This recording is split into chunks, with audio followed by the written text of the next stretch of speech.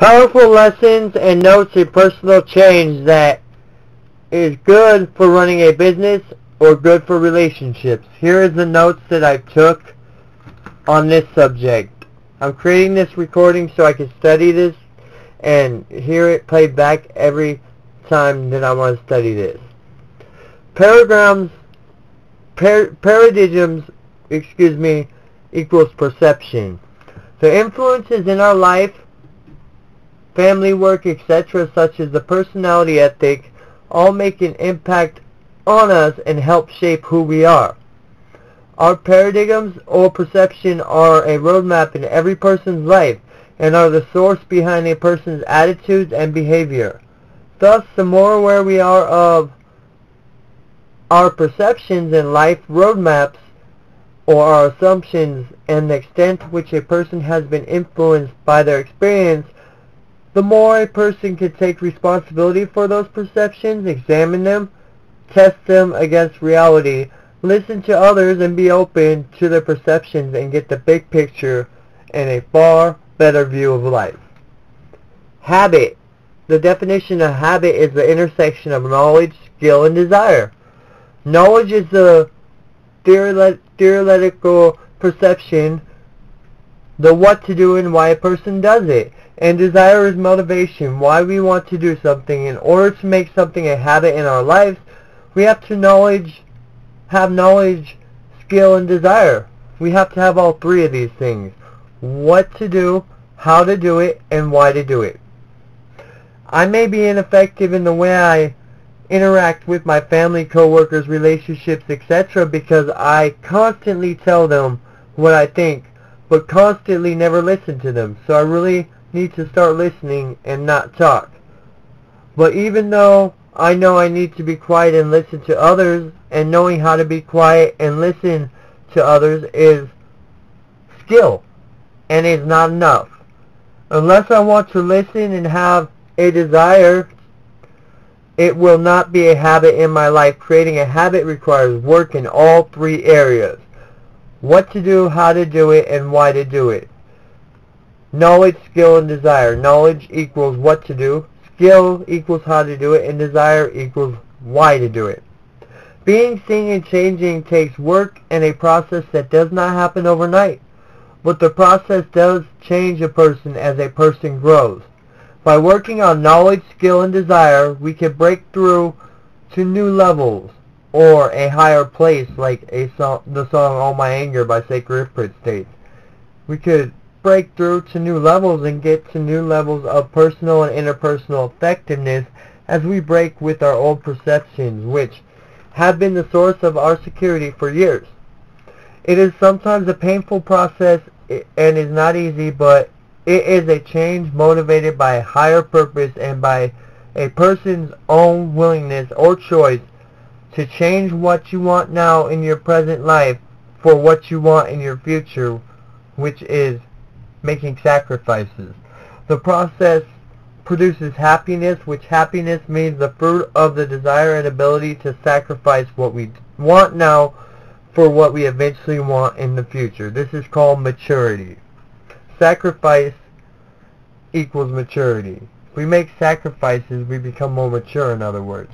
Independence is the perception, I can do it, I am a responsible person. Interdependence is the perception, we could do it, we could cooperate, we could combine our talents and abilities to create something greater as a team using teamwork. Dependence is the perception, you could take care of me, you come through for me, you did not come through for me, I blame you for the outcome. Dependent people need others to get what they want. Independent people combine their own efforts with other people's efforts to achieve the greatest success. Independent people are more successful. So again, an independent person is the perception, I can do it, I'm a responsible person. As you become truly independent, you will have the foundation for effective independence. You will have a character base from which you can effectively work on the more personality-oriented public victories of teamwork, cooperation, and communication. That is why habits 1, 2, and 3 on the chart on the last page in this notebook that I'm reading from deal with self-mastery.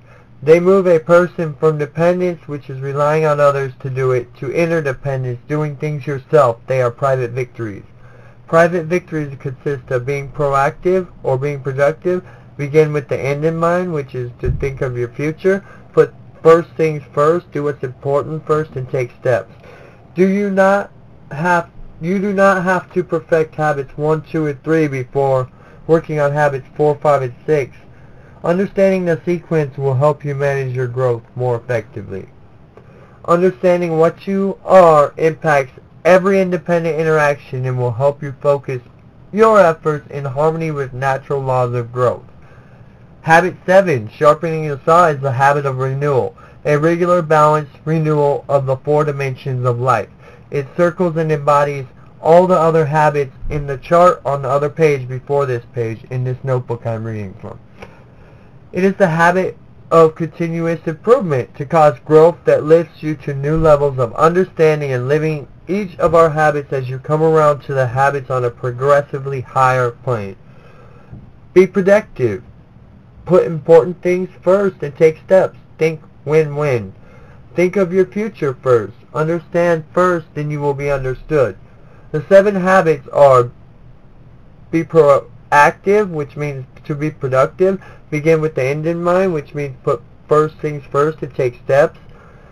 Think win-win. Seek first to understand, then be understood.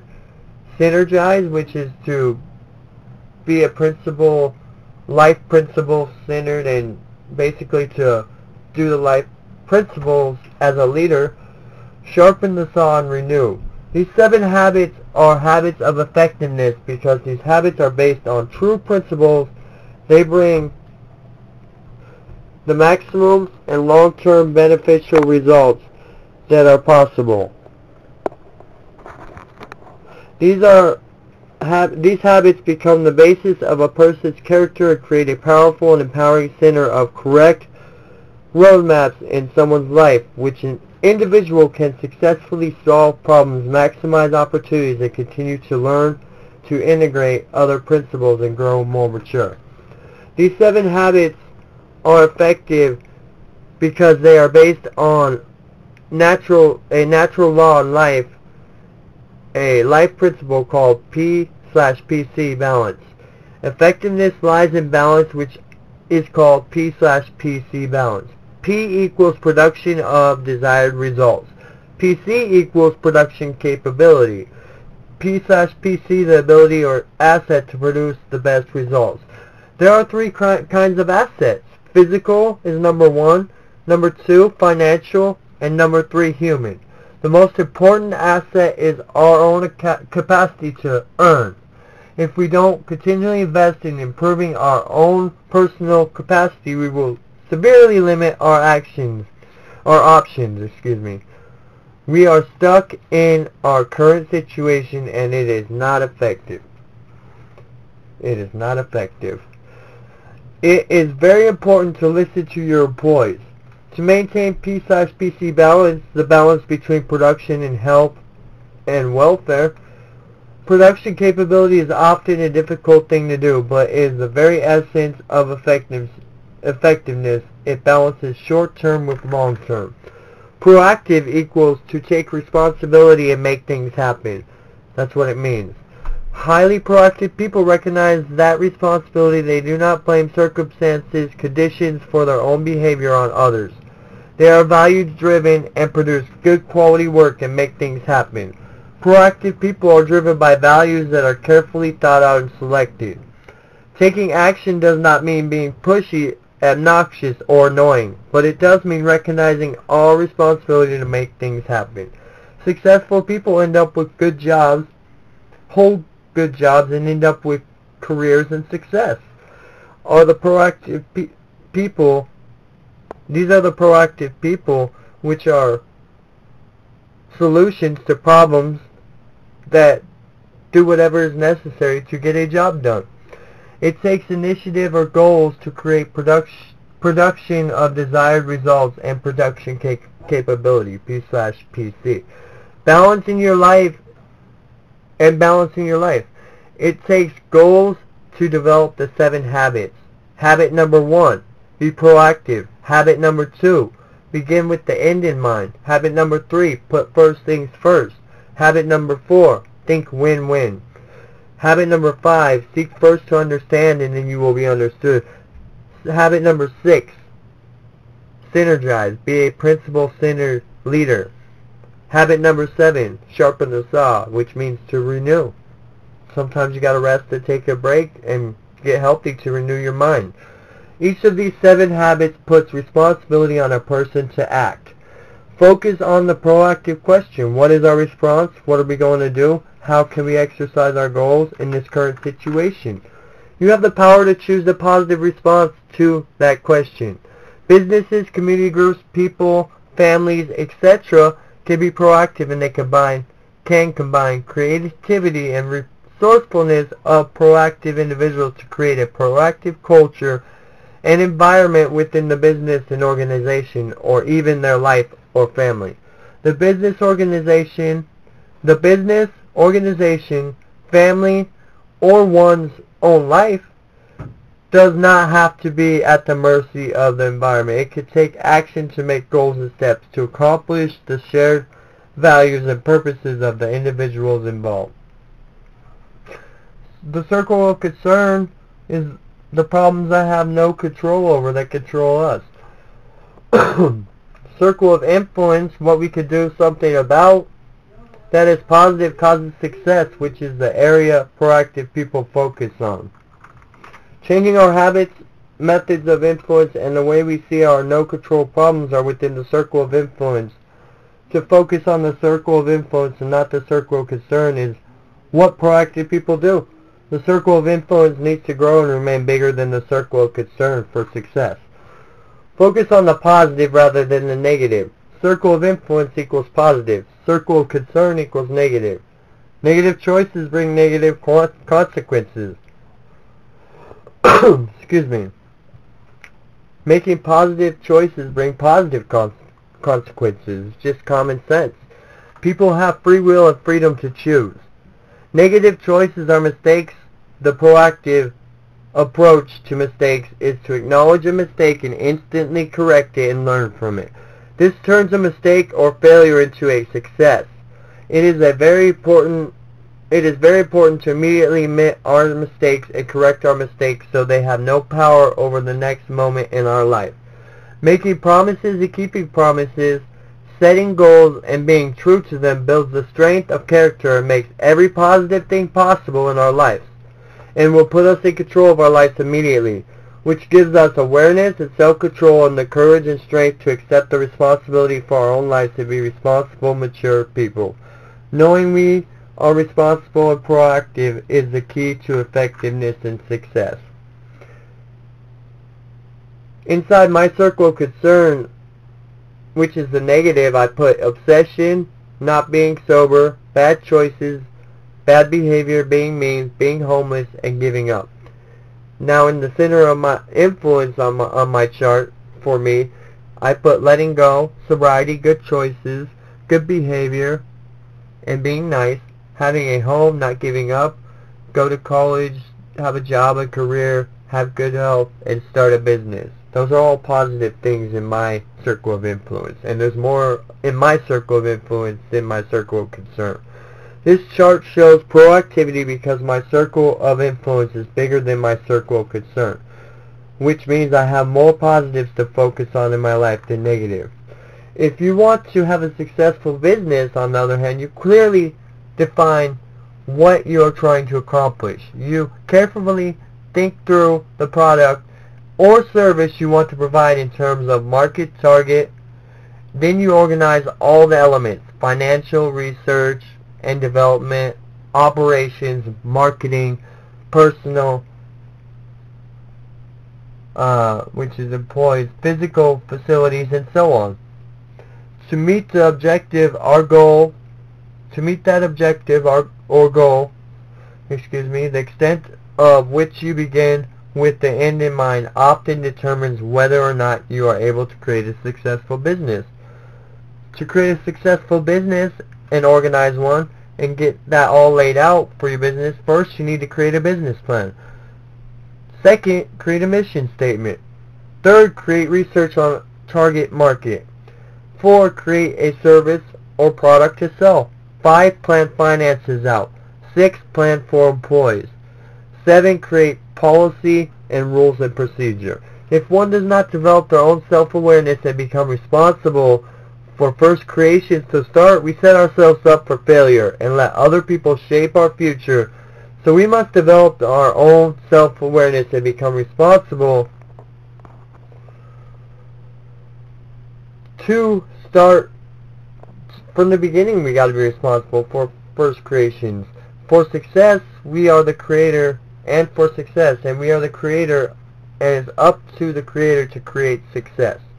Leadership is the first creation. Leadership is not management. Management is the second creation. But leadership has to come first. Management is a bottom line focus. How can I best accomplish certain things? Leadership deals with the top line. What are the things I want to accomplish? And management is doing things right and climbing the ladder to success. Leadership determines whether the ladder is leaning against the right wall or not. Most every industry, profession, job, and career field demands leadership first and management second. Proactive, powerful leadership must constantly monitor environmental change, particular customer buying habits and motives, and requires necessary market research to organize a business and resources in the right direction. If businesses or industries do not monitor the environment or the market, including their own work teams, employees, and exercise the creative leadership to keep headed in the right direction, no amount of management expertise can keep a business from failing. If a business provides leadership first, a business will make double the revenues and make more profits and succeed. Leadership first is also helpful in our personal and family lives. As I previously observed, proactivity is based on the unique human decision, choice of self-awareness. The two unique human decisions that enable us to expand our proactivity and to exercise personal leadership successfully and effectively in our own lives are imagination and conscience. Through imagination, we can visualize the uncreated worlds of our potential which lies within all humans. Through conscience, we can come in contact with universal laws or life's principles with a human's own unique talents and our own roles of contribution with personal guidelines within. We can develop them to be the most effective. Combined with self-awareness, imagination, and conscience, empower and help us create and write our own personal unique script. Because we already live with many scripts that have been handed to us, the process of writing our own personal unique script is actually nothing more than rewriting the script or shifting our perception in the way we perceive or look at something and changing some of our basic perceptions that we already have. As we recognize the ineffective scripts, the incorrect or incomplete perceptions within us, we can proactively begin to rewrite the script for our own life ourselves. So rewriting and rescripting yourself or changing your perceptions in the way you react, behave, or do things, and learning how to withdraw from your own mind and stop and think and look and see if your perceptions, the way you react, behave, or do things is appropriate, wise, and positive. You will learn how to vacate your own mind, and through deep personal process of meditation to work with your own scriptures, your own form of prayer, you will be able to rescript yourself and rewrite your story. This is real success and true victory over yourself. You will be able to use your self-awareness, your imagination, your conscience, and exercise personal leadership to change your essential perception and change the way you see a situation, to see a situation more positively working in the center of your circle of influence, which is the positive things in life you focus on. And by doing this, there will be changes in your behavior and attitude for the better that may inspire others who live life in the negative circle of concern.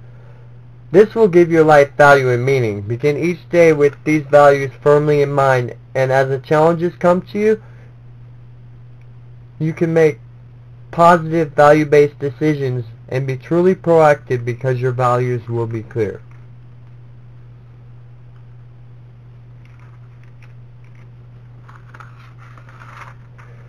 Writing a mission statement.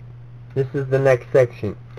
The most effective way to begin with your end or your future in mind is to develop a personal mission statement. This is also effective to write a business mission statement for your business. It focuses on what you want to be, which is character, and what you want to do, which is contribution and achievements, and on the values and principles upon which being and doing are based. Because every business and every individual is unique, a mission statement will reflect that uniqueness both in content and form. A mission statement can be viewed like the U.S. Constitution. It never really changes.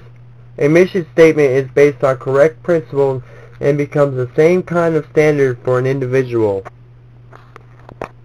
It is a personal constitution, the basis for making major life-directing decisions and the basis for making daily decisions in the midst of circumstances and emotions that affect our lives. It empowers individuals with the same timeless strength when change happens. The key to the ability to change is a change of sense of who you are and what you are about and what you value. With a mission statement, we can easily flow with changes. Mental and emotional illness are really symptoms of an underlying sense of meaninglessness and emptiness. Once you have a mission and sense of mission in your life, you have the essence of your own proactivity. You have visions and values to direct your life. You have the basic direction from which you set your long and short-term life or business goals. You have the power of a written constitution based on the correct principles against which every decision concerning the most effective and best way to use your time, talents, and your energies can be effectively measured. Organize and execute around priorities. Make short-term and long-term intermediate goals, number 1. Number 2, make a specific plan on how to accomplish these goals. Number 3, efficient scheduling and control of time are important. You have to understand what your highest priorities are and say no to the other things. Here's the chart that I drew out. So let's go over this chart through audibly, I guess. To be proactive and independent is first. Stop and think. Number 1, what to do. Number 2, how to do it. Number 3, why to do it. Then constantly renew the following steps. Be productive, think of your future first, but most important things first. Put most important things first and take steps. Think win-win. This is a well-balanced plan, and always listen to others and be polite and don't talk and interrupt. Do not push or be pushy. Be anxious, rude, and annoying to others. Recognize your response to make things happen and be proactive and do whatever is necessary to get a job done. Make goals. Stop and think. Number 1, what is my response or our response? Number 2, what am I going to do or how are we going to do it? Number 3, how can I or we exercise our proper goals in the current situation? Always focus on the positive, not the negative. Recognize mistakes immediately, change and correct your mistakes, and learn from them. Make a commitment, promise to yourself to keep up goals. Be self-aware and responsible. Put leadership first and management second. Leadership, what do I want to accomplish? That's what leadership is. Management, what that is how I can best accomplish it. Then combine self-awareness, imagination, conscience, which is life principles, which will help you write your own script in life that is unique. Meditate and clear your mind and carefully plan your goals. Look at things different from a positive point of view, working from your circle of influence, which is the positive things in life.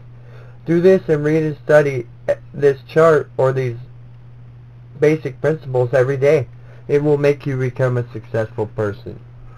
In order to successfully write a mission statement that works well, you must begin at the very center of the circle of influence. The center of influence is made up of our most basic perceptions, the way we see the world. It is here that we deal with our vision and our values, and it is here we use self-awareness to examine our roadmaps in life if we value correct life principles. That are our principles of reality. It is here that we use our endowment of imagination and mentally create the end we desire to give our life purpose. Whatever is at the center of your life will be the source of your security, guidance, wisdom, and power. Security represents your sense of worth, your identity, your emotional anchorage, your self-esteem, your basic personal strength or lack of it is your security. Your guidance means your source of direction in life. Encompassed by your map, your internal frame of reference that interprets for what is happening out there, are standards or principles or implicit criteria that govern moment-by-moment decision making and doing. Wisdom is your perspective on life, your sense of balance, your understanding and how the various parts and principles apply and relate to each other. It embraces judgment, discernment, comprehension. It is a gestalt or oneness in integrated wholeness.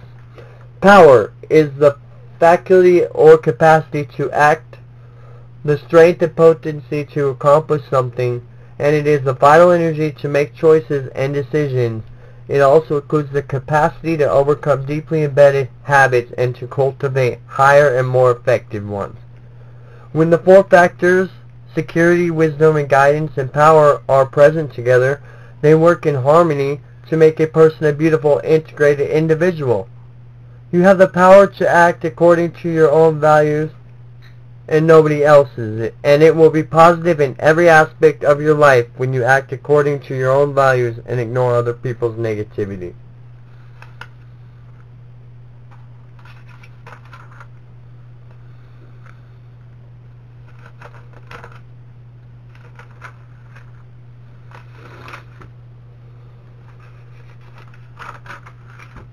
Understanding your own center is very important, and if the center does not empower you as a proactive person, you need to create a center that will, or change, and you need to be a principle-centered person. How to make a schedule. This is the next section. Organize your life on a weekly basis. Schedule your priorities. Number 1. To organize your life on a weekly basis is schedule your priorities. The first task is to write down your key roles. Just consider the week and write down the areas you see yourself spending time in the next 7 days. The next step, number 2, is to think of 1 or 2 important results you feel you should accomplish in each role in the next 7 days. These would be recorded as goals. These weekly goals will be tied to longer-term goals in my mission statement, which I will read my mission statement off on another recording, and my goals. Number 3, now you can look at the week ahead with your goals in mind and schedule time to achieve them.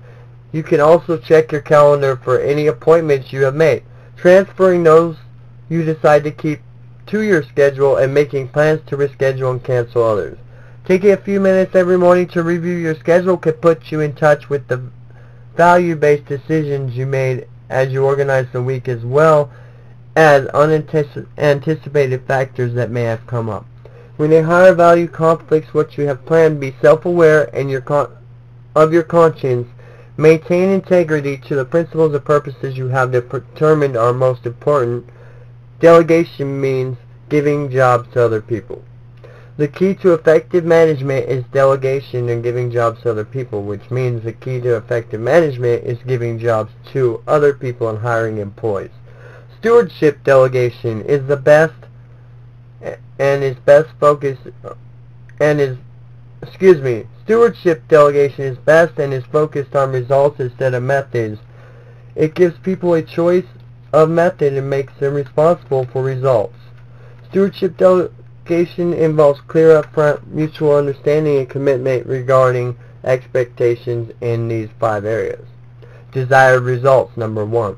Create a clear, mutual understanding of what, not how, results, not methods. Spend time, be patient, visualize the desired result. Have the person see it and describe it and make out a quality statement of what the results will look like and by when they will be accomplished. Guidelines equals means. Identify the, this is number 2, guidelines. Identify the parameters within which the individual should operate. Identify the parameters with which the individual should operate. These should be as few as possible to avoid methods of delegation, but should include any formable restrictions. If you know the failure paths of a job, then identify them. Let people learn from their mistakes, and your mistakes, and the mistakes of others. Point out potential failure paths, what not to do, but don't tell them what to do. Keep the responsibility for results with them to do whatever is necessary within the guidelines to get a job done well. Next, resources. Identify the human, financial, technical, or organizational resources the person can draw on to accomplish the desired results. Next is accountability. Set up the standards of performance that will be used in evaluating the results and specific times when reporting and evaluation will take place. Next is consequences. Specify what will happen, both good or bad, as a result of the evaluation. This could include things such as financial rewards, different job assignments, and natural consequences tied into the overall mission of your company. Stewardship means a job with trust. Effective delegation is the key to effective management and is the ability to see what is important rather than urgent. Self-mastery and self-discipline are the foundation of good relationships with others. Next, an emotional bank account. That emotional bank account is the amount of trust built up in a relationship. When you make deposits into an emotional bank account, you are courteous, kind, honest, and keep commitments to others. When you do this, you build up a reserve. When the trust account is high, communication is easy, instant, and effective. There are 6 major deposits that build an emotional bank account. Here they are. Number 1, understanding the individual, which means by accepting the value one places on what he has to say, you show an understanding of an individual, which is one of the most important deposits into your emotional bank account. Number 2, attending to the little things means being kind and courteous. Number 3, keeping commitments. Keeping a promise is a major important deposit to your emotional bank account. Number 4, clarifying expectations. Make expectations clear at the beginning. Number 5, showing personal integrity. Keep promises and fulfill expectations by be loyal to those not present. In doing so, you build trust with those who are present. Number 6, apologizing sincerely when you make a withdrawal. Apologize if you are not kind, honest, or you break a commitment or promise, and apologize sincerely. When we make deposits of unconditional love and we live by the primary laws and principles of life and encourage others to live by the primary laws of life. In other words, when we truly love others, we help them feel safe and validated and affirmed in their essential worth, identity and integrity. This is a very good reason to make deposits of unconditional love. Every problem is an opportunity and a chance to build the emotional bank accounts that significantly affect interdependent production. For instance, if someone comes to you with a problem, it could be an opportunity to help them. In business, when a customer comes to you with a problem, it could be a solution to solve a customer's problem and build on a customer's relationship. Maybe you'll make a sale. Build a human relations department and develop one for your business, and develop information and reward systems which reinforce the value of cooperation and is not competitive. Win-win is a frame of mind and heart that constantly seeks mutual benefits in all human interactions that are mutually satisfying. With a win-win solution, all parties feel good about the decision and feel committed to the action plan. Win-win sees life as cooperation and cooperative, not as a competitive arena. Think win-win is the habit of interpersonal relationship and leadership. The principle of win-win is fundamental success in all our interactions, and it embraces 5 interdependent dimensions of life, which are: number 1, character. Character is the foundation of win-win, and everything else builds on that foundation. Number 2, relationships. Number 3, agreements. Number 4, a support system. Number 5, process. For win-win to work, the systems have to support it. The training system, the communication system, the budgeting system, the information system, the compensation system of a business all have to be based on the win-win principle. Reading, writing, speaking, and listening are the 4 basic types of communication. The ability to do these things well is critical to your effectiveness. Communication is the most important skill in life. To understand a person, you need to listen to them. Gather facts to understand a situation before you solve a customer's problem. When you present your ideas clearly, specifically, visually, and most important, contextually in the context of their perceptions and concerns, you significantly increase the credibility of your ideas. The more deeply you understand someone, the more you will appreciate them and the better you will feel about them. To touch the soul of another human being is to walk on holy ground. In business, you can set up one-on-one time with your employees, listen to them, understand them, set up human resource accounting or stakeholder information systems in your business to get honest, accurate feedback at every level. For customers, supplier, and employees, make the human element as important as the financial or the technical element. You save tremendous amounts of time, energy, and money when you tap into the human resources of a business at entry level.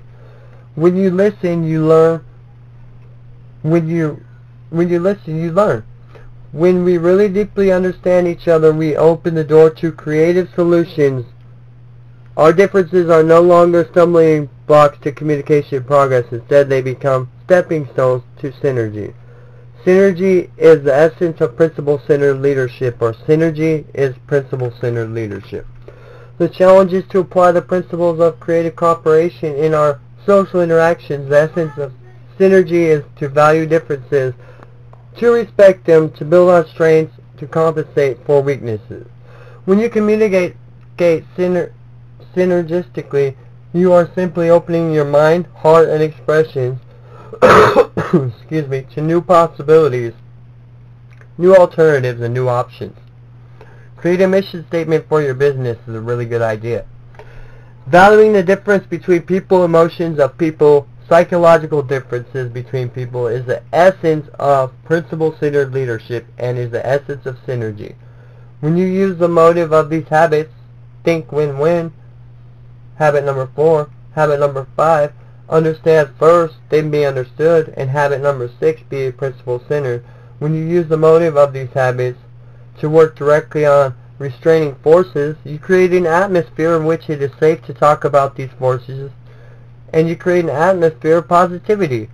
You involve people in the problem, immerse them in it, so they soak in it, and soak it in, and feel it is their problem, and they tend to be an important part of the solution.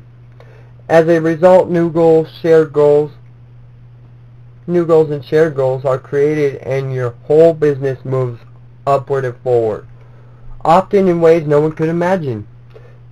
Ecology describes synergism in nature. Everything is related to everything else, or everything in life is linked. Everything happens for a reason. The relationship of the parts of the 7 habits. The 7 habits again are: number 1, be productive. Number 2, begin first with the end in mind. Number 3, put important things first to take steps. Number 4, think win-win. Number 5, seek first to understand and be understood. Number 6, be a principle-centered leader. And number 7, renew. The power in being a principle-centered leadership inside your family and business. Renew means to take a break, meditate, clear your mind, and try again, or renew.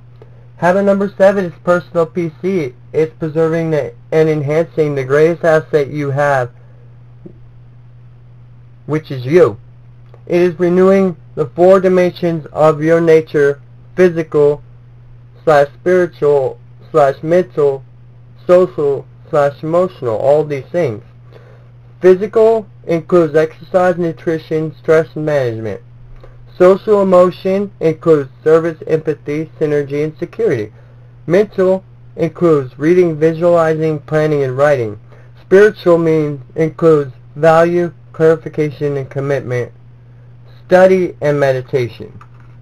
The habit 7, the habit of renewal, is the single most powerful investment we can ever make in life. Habit number 7, renew. To neglect any area of renewal impacts something negatively. Physical includes exercise 3 to 6 hours a week. Rest. Eat healthy and well. Relax. And do this on a regular basis. Moving along the upward spiral of personal change requires us to learn, commit, and continue following these 7 habits for the rest of your life. To keep progressing, we must learn, commit, and do over and over again. To personally change, work on yourself from the inside out. It is powerful to do for all mankind and not just do for yourself, because doing that is self-centered. Changing your life could help and inspire others, and real change comes from the inside out and comes from your heart.